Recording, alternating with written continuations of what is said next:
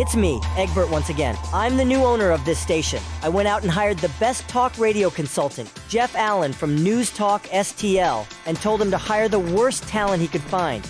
Jeff did exactly as I told him. Ladies and gentlemen, here are Brad and John. John, someone sent me on YouTube the ad, one of the anti-gambling amendment ads that's being run on local television.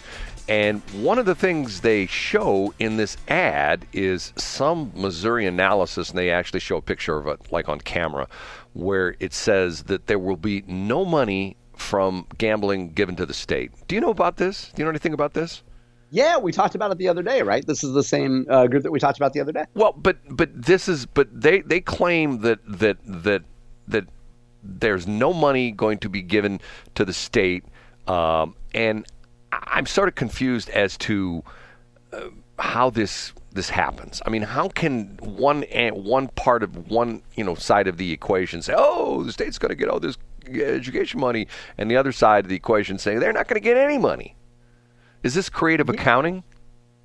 Yeah, I don't know. I mean, so as I understand it, the folks that are, I think they have a very long-winded title, which is Missourians Against the Deceptive Online Gambling Amendment. Their argument is that there's nothing in the measure that actually guarantees that the money will go to education. And then the supporters of Amendment 2 say that's ridiculous, say that the money is explicitly designated for education. And I think the other argument, Brad, is that, the common argument is that don't do this, don't pass this amendment, because just like what happened with casinos, and Brad, for our younger listeners, they might need you to recap, if you can do it briefly, what happened with the casino money and what year. That was before my time, so that was like 92. That was a couple years before I got involved in campaigns. But isn't it correct to say that in Missouri we passed a law that said that casinos were only allowed on rivers and all the money would go to education? And then once Missouri passed that, then legislators took the money that originally was going to education and sent it to other places. Isn't that an accurate summary? Well, there's twofold thing there, and I do know this quite well with the casino gambling. And the perfect example was, because this is the bizarre story, the guy who lived behind me at the time was the captain of the gambling boat in St. Charles, who moved into the area. He was some, like lifelong maritime dude. And he got this great job, bought the house behind us, and my kids knew his kids and the whole bit. And this is when they first started. And it's someone who's young now, someone who's, like in their 20s, who's going to the casino. If you tell them the story, they'll go like, what? Used to be that you'd go to the St. Charles riverfront and there were cruise times that you would you would literally get on the boat and the boat would go out in the river, right? If you can imagine that. It literally would depart the dock. And matter of fact, the interesting part of this is the original location of the St. Charles boat is further upriver, more toward downtown St. Charles, and when they changed the legislation, they moved it. And he ultimately lost his job because there was no need for him to, be the captain of the ship and the whole bit. But the interesting part of it was that all of a sudden, all the gambling companies, like almost in unison, came out and said, you know what? We just realized that when these boats are out there in the river, this is kind of dangerous. I mean, there's barges out there. There's things in the river. There's like, uncharted sandbars, and we don't know if this is safe or not. And it's like, okay, yeah. So you didn't figure that out before you started this whole exercise and having boats cruising up and down the rivers. You know what I'm saying? It's to the point where it's like, yeah. And then it got to the point where, the legislation says we have to have the boats, out in the water. Maybe we can come up with some kind of a containment where we can put the boat in like a little body of water that's not actually on the river. And then pretty soon it turned into the boat in a moat when it's funny because I won't say who, but someone who hasn't been around long enough, and I explained to them that when you walk onto the the gambling floor in St. Charles and in Maryland Heights, you're actually walking onto a vessel. And they looked at me like, huh? I go, yeah. It's floating. And they'll go like, what? I go, it's a boat in a moat. Remember they called boat in a moat? And once again, this is my perfect example of what's one of my favorite things is the law of unintended consequences. My other favorite thing is incrementalism. Incrementalism is that you don't just say, hey, starting October 1st, we're all going to drive on the left side of the highway. We're not going to drive on the right side anymore. We're going to drive on the left side of the highway. People go, what? What you do is you say, you know what, we're going to try on Bell Fountain Road between 270 and Claudine. We're going to have a little lane change there, and you're going to drive on the left side of the road just for about a mile, and you're going back on the right side. And then, another month later, you know what, that worked out so well. We're going to do that from 270 all the way up to Parker. You know what I'm saying? Yeah. It's the adage of you put a frog in a pot of water. When does the frog know to scream? Right. And frogs don't scream, but you know what I mean. Well, but going back to the thing, the reason I asked you about this was the ad I saw said that it didn't refer to money going to education. It said there was going to be no money given to the state. Period. That's the ad I saw. It had nothing to do. Okay. Well, I mean, I can't imagine how that would be true unless you were extremely parsing the words. Like, I don't see how that could be true. I could be mistaken. Yeah. Whatever. Okay. What else are we going to talk about? What we're carrying on from last break? Well, we got the Bill Eigel teaser out of the way. So I wonder if that would be true. That would be quite a unique story, right? Well, I don't know why Bill wouldn't want to stay in Missouri. Bill has a legitimate movement here.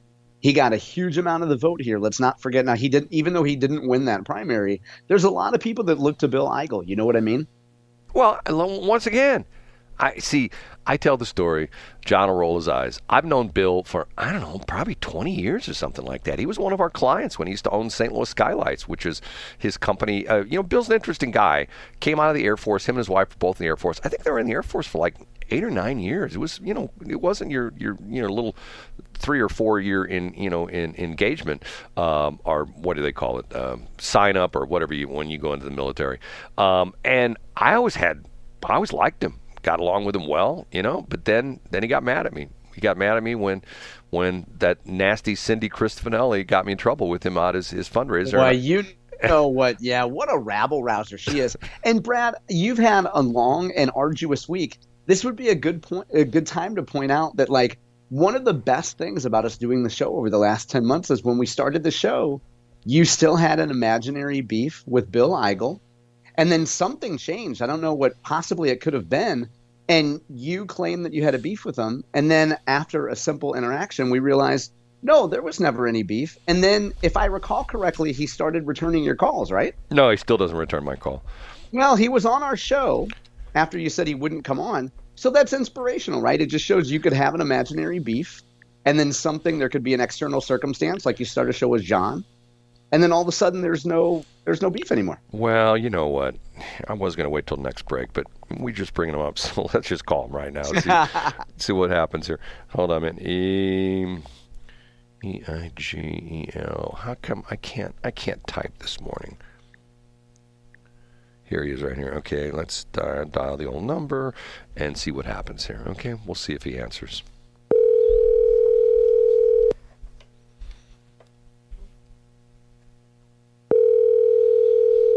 Calling Bill Eigel, and he never answers anymore.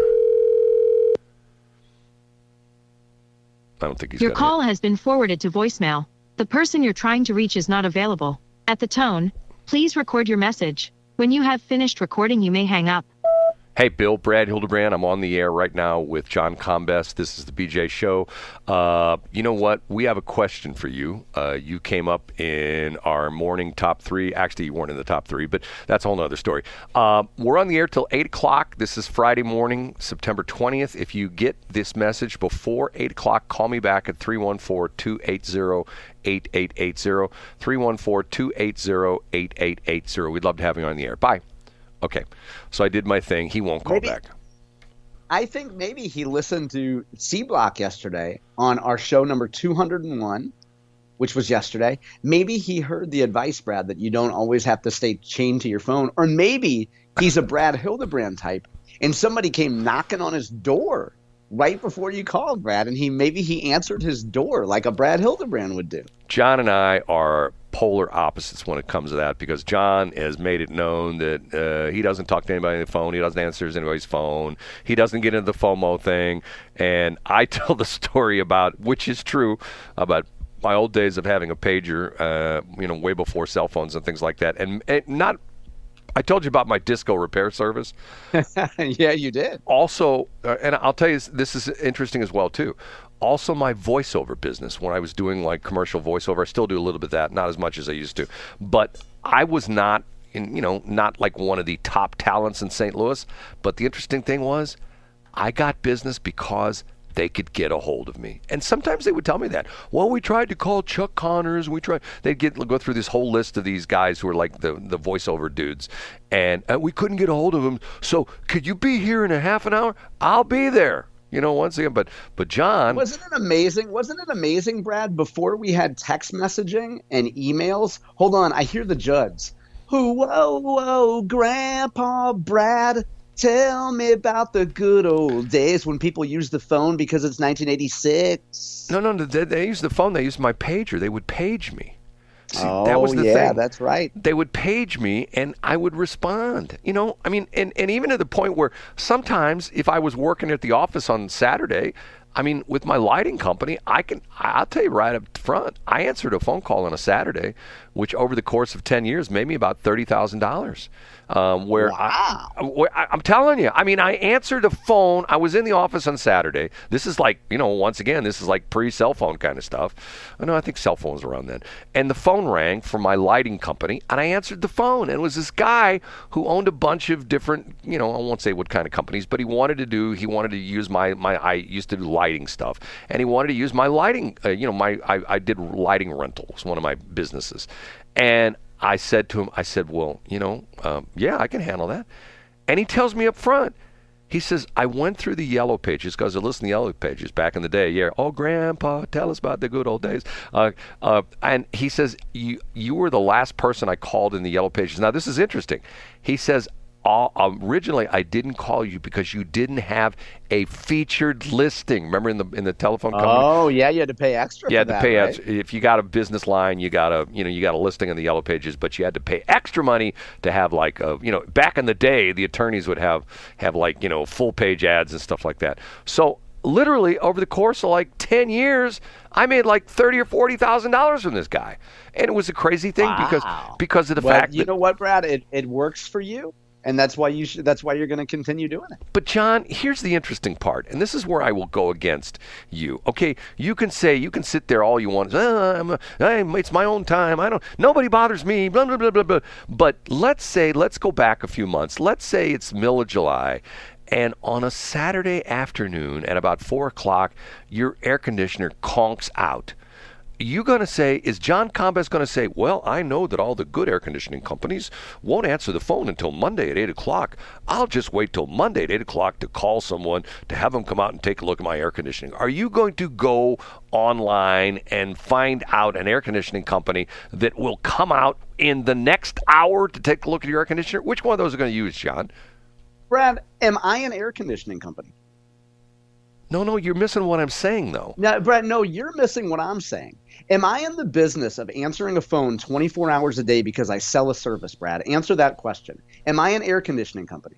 But you are in the business of answering the phone 24. How? You don't realize it. How, Brad? How? Because people. What do I sell, Brad? What do I sell? Well, you sell your advice. No, I don't. Yeah, you do. Since when do I sell my advice? You give me my advice all the time. You say, Brad, no, answer this question. What do I sell? Okay, you are an influencer, whether you want to realize it or not. You are. So you're not answering my question. What do I sell? Influence. No, how? Do I send an invoice out that said, here's advice. I need $200 an hour. No, but the fact is, see, you have an intangible asset that you're selling. No, but how am I selling it, Brad? Well, I don't know. I don't know if I can make any money. You know the answer to this, because the hole in your argument is that I don't sell anything. And if I sold widgets, I would answer my phone 24 hours a day because somebody might be wanting to buy a widget at 5:01 on Friday. There is no reason. I have no incentive to pick up my phone because I don't sell anything, Brad. This is where we're different, Brad. You sell advertising. People listen to the show, which is, I know it's amazing that people listen to the show, and then they call you and they want to buy advertising. That's why you need to answer the phone. The hole in your argument is I don't sell anything. Why do I need someone to contact me? I don't need to talk to anybody. Because once again, you're an influencer.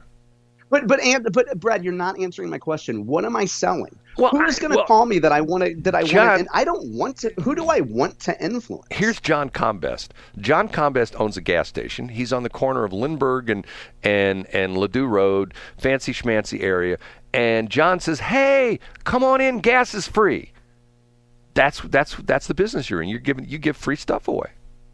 Okay, so you're acknowledging my point that I don't need to answer the phone because I don't sell anything. Well, you do. You give stuff away.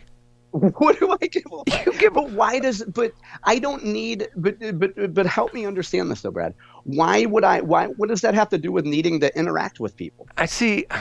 You and I have a basic difference of opinion in the respect that I say what's happened, and I think this is very, very bad and sad for our society, is that when somebody comes to your door, you're not going to talk to them. And why is that sad? Because I'm defending my own time? No, because of the fact that it's going in the wrong direction for human interaction. Part of being a human is to have interaction with people. I mean, talk to any of these guys that, there's some of them still around who were prisoners of war at the Hanoi Hilton in Vietnam, and they couldn't talk to anybody for years, and what it did to them, okay? There's a certain part of the human being that needs human interaction. And we can't do that through text messaging. We can't do that when I go to the gym. We can't do that when I pick up my kids from school. We can't do that when I meet with friends for lunch, Brad. No, you can't do that when you pick up your kids for school because everybody in the line except for John is stoned. They're all sitting there smoking their doobies. I appreciate you acknowledging my point, Brad. And when some 21-year-old is pushing siding once a day in my neighborhood and I don't come to the door, I think that kid's going to be okay. And I'm not going to sit there thinking, man, this is just like the Hanoi Hilton. Because I'm Brad's age and I remember Vietnam. Okay. Well, and boy, I need to talk to a 21-year-old kid selling siding in my neighborhood. But that 21-year-old kid who is a salesman goes on to, move his way through the sales ranks and ultimately moves his way. And that 21-year-old kid turns into 25 years later. That 21-year-old kid is what a fantasy. Is a 46-year-old executive. That's realistic, Brad.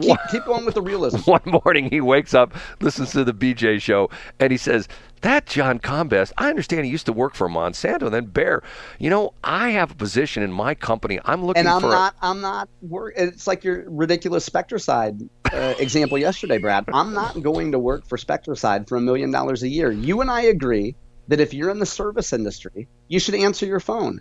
I do not sell things. But no. You're missing my point. My point is you don't know who that 21-year-old will turn out to be. I don't care who he will. Brad, how many women have put their life in stock of, that kid's selling siding. Yeah, Brad, maybe, next year, maybe he's going to sell really good fentanyl and I should buy it too. Oh, he's going to become a CEO. Who cares? You know what? When he becomes a CEO, which isn't happening, he can go hire somebody else to do comms. Because guess what? I'm not logging into Outlook ever again. So sorry, 21-year-old in Brad's imaginary future. I'm not working for you. Get out of here. Okay, I don't sell things. I'm not answering my phone. You have kids, okay? You have kids. And let's say your kids, I'm not going to divulge your ages, but let's say you go out and you meet a super, super, super important local community business guy who's like loaded or woman or whatever, and you introduce, hey, this is my, here's my kids, okay?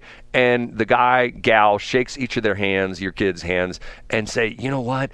Your father is really an important guy, influential guy. He's done so much, blah, blah, blah, blah. Okay, 10 years from now, are, let's say, 15 years now, when your kids have graduated from high school and they graduated from college, they're out looking for a job, and they run into that same person and they go, oh, I remember meeting you when you were little girl, boy. Why don't you come by and we'll talk about a job? Because you know what? If you're John Combest's, offspring, you're probably a chip off the old block.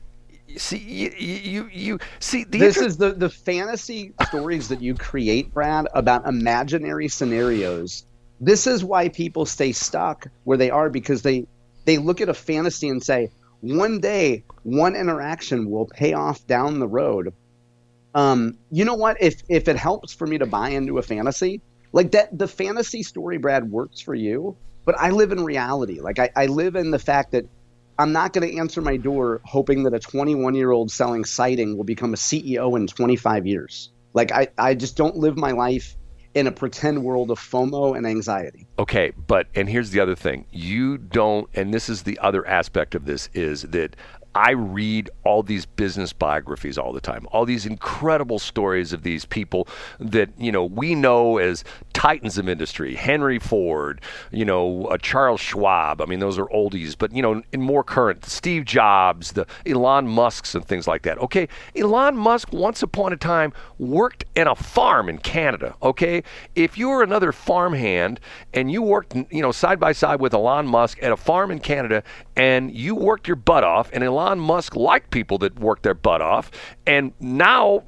20 years later, when you're not a farmhand in Canada anymore, and you call up Elon Musk and you say, hey, Elon, remember we worked with you side by side at the farm up in Canada? And Elon says, I do remember you. Come in and we'll talk about a job.